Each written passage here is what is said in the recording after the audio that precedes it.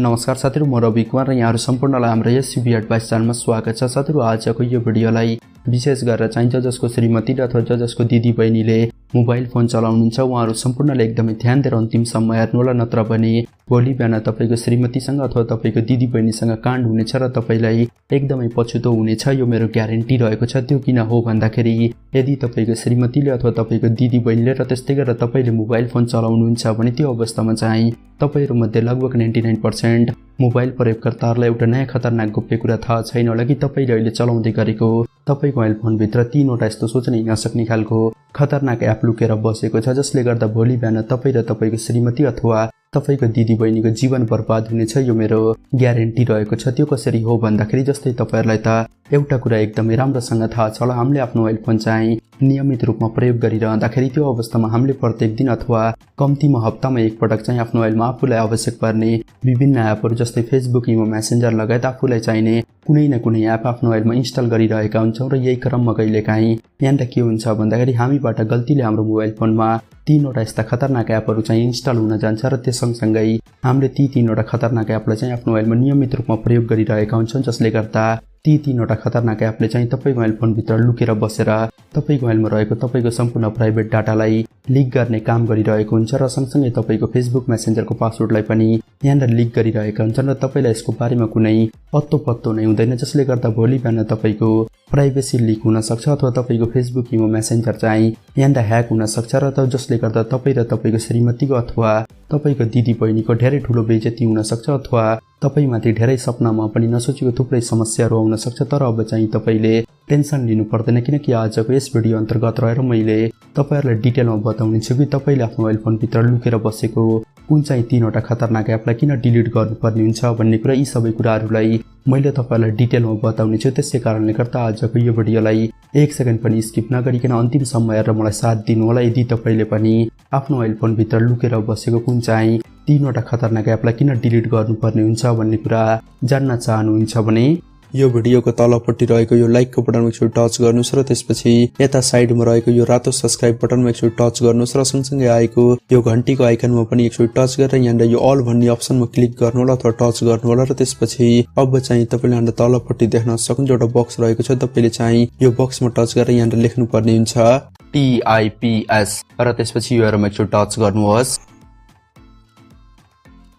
ल त सुरु गरौँ। साथीहरु, आफ्नो मोबाइल फोन भित्र लुकेर बसेको कुन चाहिँ तीनवटा खतरनाक एपलाई किन डिलिट गर्नुपर्ने हुन्छ भन्ने कुरा डिटेलमा बुझाउनको लागि म चाहिँ के गर्छु भन्दाखेरि मेरो यो मोबाइलको स्क्रिनलाई यता साइडमा एड गरिदिन्छु र सँगसँगै दोस्रो नम्बरको खतरनाक एप चाहिँ तपाईले आफ्नो दिदी बहिनीको मोबाइलबाट अवश्य नै डिलिट गर्नुपर्ने हुन्छ, नत्र भने भोलि बिहान तपाईको दिदी बहिनीसँग यहाँनिर काण्ड हुन सक्छ। त्यसै कारणले गर्दा आजको यो भिडियोलाई एक सेकेन्ड पनि स्किप नगरिकन अन्तिमसम्म हेर्नु होला र त्यसपछि अब रहेको छ पहिलो खतरनाक एप, जसलाई चाहिँ तपाईले भर्खरै आफ्नो मोबाइलबाट डिलिट गर्नुपर्ने हुन्छ र त्यो खतरनाक एपको नाम के रहेको छ भन्दाखेरि टर्च लाइट अथवा फ्ल्यास लाइट। र तपाईहरुले सोच्नु भएको होला टर्च लाइट अथवा फ्ल्यास लाइट एपमा चाहिँ यस्तो के खतरनाक कुरा लुकेको छ भन्ने कुरा तपाईहरुको मनमा लागेको होला। त्यही भएर यी सबै कुराहरुलाई डिटेलमा बुझाउनको लागि म चाहिँ के गर्छु भन्दाखेरि मेरो मोबाइलमा रहेको यो प्ले स्टोरलाई यहाँनिर टच गरेर ओपन गर्छु र त्यसपछि अब म चाहिँ यहाँनिर माथिपट्टि रहेको यो सर्च बक्समा टच गरेर म चाहिँ यहाँनिर फ्ल्यास लाइट लेखेर सर्च गर्छु। सर्च गरे र त्यसपछि अब चाहिँ तपाईले यहाँनिर साइडमा देख्न सक्नुहुन्छ फ्ल्यास लाइटसँग रिलेटेड यहाँनिर थुप्रै एपहरु देखाइरहेको छ र अब म चाहिँ के गर्छु भन्दाखेरि म चाहिँ यहाँनिर यो टिनी फ्ल्यास लाइट माथि एकचोटि टच गर्छु। म चाहिँ यहाँनिर एकचोटि टच गरेर त्यसपछि अब चाहिँ तपाईले यहाँनिर देख्न सक्नुहुन्छ यो एप्लिकेसनलाई 100 मिलियन भन्दा बढी चर्चित यहाँनिर डाउनलोड गरिसकिएको छ भन्ने कुरा यहाँनिर देखाइरहेको छ र सँगसँगै अब म चाहिँ यहाँनिर तलपट्टि रहेको अबाउट दिस एप भन्ने अप्सनमा एकचोटि क्लिक गर्छु र त्यसपछि अब म चाहिँ यहाँनिर यता तलपट्टि स्क्रोल गर्दै आउँछु र त्यसपछि अब चाहिँ तपाईले यहाँनिर देख्न सक्नुहुन्छ सी मोर लेखेको छ, यहाँनिर एकचोटि टच गर्छु र त्यसपछि अब चाहिँ तपाईले यहाँनिर देख्न सक्नुहुन्छ यदि तपाईले आफ्नो मोबाइलमा चाहिँ यो फ्ल्यास लाइटलाई इन्स्टल गरेर युज गर्न खोज्नु भयो भने त्यो अवस्थामा तपाईले आफ्नो मोबाइलमा पछाडिपट्टि रहेको यो क्यामेराको पर्मिसन पनि यहाँनिर यो एपलाई दिनुपर्ने हुन्छ र सँगसँगै तपाईले यहाँनिर तलपट्टि यहाँनिर देख्न सक्नुहुन्छ अदर पर्मिसनमा के लेखेको छ भन्दाखेरि have full network access, view network connection, control vibration, run at setup, receive data from internet लगायत यहाँनिर थुप्रै पर्मिसनहरुलाई तपाईले यदि आफ्नो मोबाइलमा चाहिँ यो फ्ल्यास लाइटलाई युज गर्नु पर्यो भने यी सबै पर्मिसनहरुलाई तपाईले अन गर्नुपर्ने छ, जसले गर्दा यहाँनिर के हुन सक्छ भन्दाखेरि तपाईले आफ्नो मोबाइलमा इन्स्टल गरेको एउटा सानो टिनी एप्लिकेसन अथवा एउटा सानो फ्ल्यासलाइटले गर्दा पनि तपाईको यहाँबाट फोटो भिडियोहरू यहाँबाट लिक हुन सक्छ किनकि यहाँबाट क्लियर रूपमा लेखेको छ यदि तपाईले आफ्नो मोबाइलमा यो एप्लिकेसनलाई इन्स्टल गर्नुभयो र प्रयोग गर्नुभयो भने त्यो अवस्थामा यो एप बनाउने व्यक्तिले इजिली यो एपको माध्यमबाट तपाईको फोटो भिडियो क्लिक गर्न सक्छ र सँगसँगै तपाईको नेटवर्कको यहाँबाट फुल एक्सेस पनि लिन सक्छ जसले गर्दा तपाईको यहाँबाट प्राइभेसी लिक हुने सम्भावना एकदमै बढी हुने गर्छ र सँगसँगै तपाईले यहाँबाट तलपट्टि देख्न सक्नुहुन्छ रिसिभ डाटा फ्रम इन्टरनेट लेखेको छ। यसको अर्थ के हो भन्दाखेरि तपाईले इन्टरनेटमा कुनै कुरा सर्च गरिरहनु भएको छ भने त्यो अवस्थामा तपाईले सर्च गरेको कुराहरू अथवा यो एपलाई चाहिने विभिन्न कुराहरूलाई चाहिँ यो एप बनाउने व्यक्तिले इजिली रिसिभ गर्न सक्छ जसले गर्दा तपाईको प्राइभेसी लिक हुने सम्भावना यहाँ एकदमै बढी हुने गर्छ। त्यसै कारणले गर्दा यदि तपाईले आफ्नो मोबाइलमा चाहिँ यस्तो खालको कुनै पनि फ्ल्यास लाइटलाई इन्स्टल गर्नुभएको छ भने अथवा टर्च लाइटलाई इन्स्टल गर्नुभएको छ भने त्यो अवस्थामा तपाईले भर्खरै आफ्नो मोबाइलबाट चाहिँ त्यो फ्ल्यास लाइट अथवा यस्ता खालका घटिया टर्च लाइट एप्लिकेसनलाई चाहिँ आफ्नो मोबाइलबाट डिलिट गर्नु होला र त्यसपछि अब रहेको छ दोस्रो खतरनाक एप जसलाई चाहिँ विशेष गरेर केटीहरूले आफ्नो मोबाइलबाट भर्खरै डिलिट गर्नुपर्ने हुन्छ। त्यो किन हो भन्दाखेरि जस्तै अहिलेको समयमा यहाँबाट के भइरहेको छ भन्दाखेरि थुप्रै व्यक्तिहरूले अथवा थुप्रै केटीहरूले चाहिँ अनलाइन केटा साथीहरू बनाउनको लागि विभिन्न डेटिङ एपहरूको चाहिँ युज गर्ने गर्छन्। जस्तै तपाईले यहाँ साइटमा देख्न सक्नुहुन्छ विभिन्न डेटिङ एपको यहाँ एप्लिकेसनहरू रहेका छन् र सँगसँगै यसको चाहिँ यहाँ मिलियनमा डाउनलोड रेट रहेको छ। तर तपाईहरूले यहाँ एउटा कुरा बुझ्नुपर्ने छ अहिलेको समयमा यहाँ के भइरहेको छ भन्दाखेरि यस्तै खालको डेटिङ एपहरूको माध्यमबाट विभिन्न ब्ल्याकमेलरहरूले चाहिँ केटीहरूसँग अथवा महिलाहरूसँग चाहिँ ब्ल्याकमेलिङ गर्न सक्छन् अथवा काण्ड पनि गर्न सक्छन्। जस्तै तपाईले अहिलेको समयमा चाहिँ विभिन्न समाचारहरूमा सुन्न सक्नुहुन्छ थुप्रै केटीहरूको जीवन बर्बाद भइरहेको छ यस्तै खालको घटिया डेटिङ एपहरूको कारणले गर्दा। त्यही भएर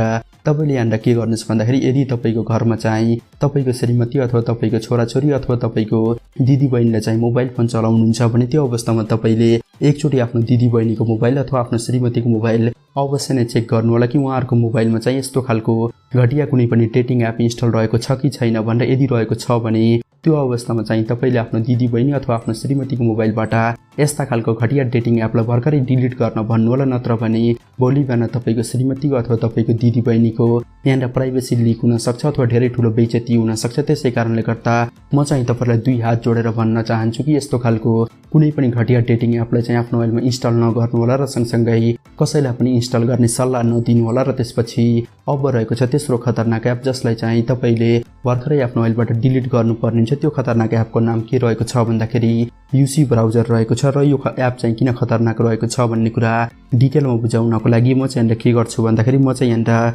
युसी ब्राउजर लेखेर सर्च गर्छु र त्यसपछि अब म चाहिँ यहाँ युसी ब्राउजरमा क्लिक गर्छु र त्यसपछि अब म चाहिँ यहाँ के गर्छु भन्दाखेरि अबाउट दिस एपमा जान्छु र त्यसपछि अब म चाहिँ यहाँ तलपट्टि रहेको यो सी मोर भन्ने अप्सनमा क्लिक गर्छु र त्यसपछि अब चाहिँ तपाईले यहाँ देख्न सक्नुहुन्छ तपाईले आफ्नो मोबाइलमा यो युसी ब्राउजर एपलाई युज गर्नु पर्यो भने त्यो अवस्थामा तपाईले आफ्नो मोबाइलमा पछाडिपट्टि रहेको र अगाडिपट्टि रहेको यो क्यामेराको यहाँ पर्मिसन दिनुपर्ने हुन्छ र त्यस्तै गरेर तपाईले आफ्नो मोबाइलको लोकेसनको पर्मिसन पनि दिनुपर्ने हुन्छ भन्ने कुरा यहाँ लेखिरहेको छ। र सँगसँगै तपाईले यसको तलपट्टि यहाँ थुप्रै पर्मिसनहरू देख्न सक्नुहुन्छ जुन पर्मिसन चाहिँ एकदमै खतरनाक पर्मिसनहरू रहेका छन् र त्यस्ता खालको पर्मिसनहरू यदि तपाईले यो एपलाई दिनुभयो भने त्यो अवस्थामा यहाँ के हुन्छ भन्दाखेरि यो एपमा काम गर्ने व्यक्तिहरूले इजिली तपाईको प्राइभेसीलाई लिक गर्न सक्छन् अथवा तपाईको फेसबुक इमो मेसेन्जरको पासवर्डलाई पनि यहाँ लिक गर्न सक्छन् र त्यस्तै गरेर तपाईको मोबाइलमा रहेको तपाईको प्राइभेट डाटालाई पनि यहाँ लिक गर्न सक्छन्। त्यही भएर तपाईले कहिले पनि आफ्नो मोबाइलमा चाहिँ यो युसी ब्राउजर एपलाई युज नगर्नु होला। यसको ठाउँमा तपाईले के गर्न सक्नुहुन्छ भन्दाखेरि तपाईले चाहिँ आफ्नो मोबाइलमा क्रोम ब्राउजरलाई युज गर्न सक्नुहुन्छ जुन चाहिँ गुगलको एप्लिकेसन रहेको छ र यसमाथि तपाईले 90% विश्वास गर्न सक्नुहुन्छ। त्यसै कारणले गर्दा तपाईले आफ्नो मोबाइलबाट चाहिँ यो युसी ब्राउजर एपलाई भर्खरै अनइन्स्टल गर्नु होला। साथै यो रहेको थियो तपाईको मोबाइल फोन भित्र लुकेर बसेको 3वटा खतरनाक एप जसलाई चाहिँ तपाईले कहिले पनि आफ्नो मोबाइलमा इन्स्टल गर्नु हुँदैन अथवा प्रयोग गर्नु हुँदैन, जसको बारेमा मैले तपाईहरुलाई डिटेलमा बताइसकेको छु। यदि सतत तपाईहरुलाई आजको यो भिडियो राम्रो लागेको छ भने आजको यो भिडियोलाई लाइक गर्नुस्। हस्त साथीहरु फेरि अर्को भेटौँला।